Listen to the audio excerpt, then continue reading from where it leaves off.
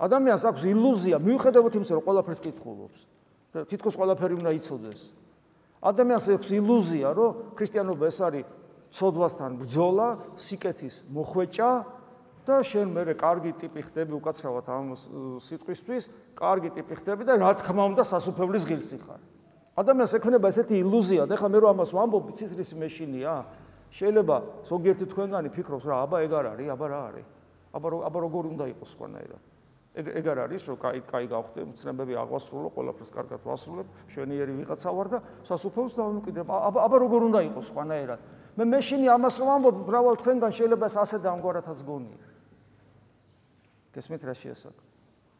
ამიტომ დააკვირდით წმინდა წერილს, წმინდა მამებს და დააკვირდით ჩვენ რაზე ვსაუბრობთ ყოველთვის და რაზე უნდა გაკეთდეს კონცენტრირება და რას ნიშნავს იყო ქრისტიანი. გესმით? დააკვირდით. მთელი თქვენი არსება კონცენტრირებული უნდა იყოს იესო ქრისტეზე, თქვენთვის სიცოცხლეც, ობიექტურად არსებული სინამდვილეც, თქვენი ცხოვრების გზაც, სიკეთეც, სიყვარულიც, ყოველგვარი ღირებულება არის ორი სიტყვით გამოიხატება. იესო ქრისტე, ცოცხალი ღმერთი ადამიანად მოსული. და არა თქვენი რაღაცა განსაკუთრებული მონაპოვარი და თქვენი შრომა და თქვენი მდგომარეობა და თქვენი კარგი ადამიანობა. არაფერი. მხოლოდ იესო ქრისტე. ჩემს გარეშე არაფერი შეგიძლიათ უფალი ხაზს უსვავს.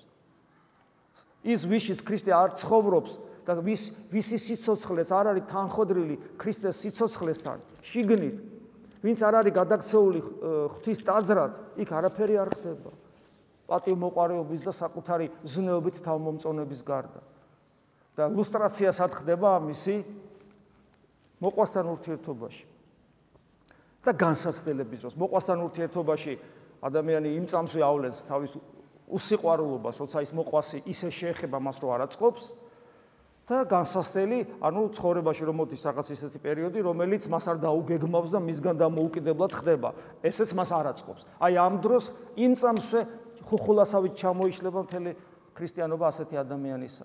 და ჩვენთვის ჩვენ ცხოვრებაში განსაცდელები ხდება და ჩვენ ცხოვრებაში ვიღაცა რომ ისე გვეხება ჩვენ რომ არ მოგწონს, იცოდეთ ეს ღვთის დაშვებით ხდება, იმიტომ რომ გამოგაფხიზლოს ღმერთმა და თავი რომ ქრისტიანი გონია სინამდვილეში დაგანახოს რომ არ ახარ ქრისტიანი. და რაღაცა უნდა შეცვალოს შენ სულიერ ცხოვრებაში. სვიმონ ახალი ღვთისმეტყველი ასე დროს ამბობს, რომ ასეთ ადამიანს უნდა ესეთ ადამიანს დაждდეს და თავიდან გაიაზროს სად არის და ვისი სახელი ქვია და რა არის მის საკეთებელი.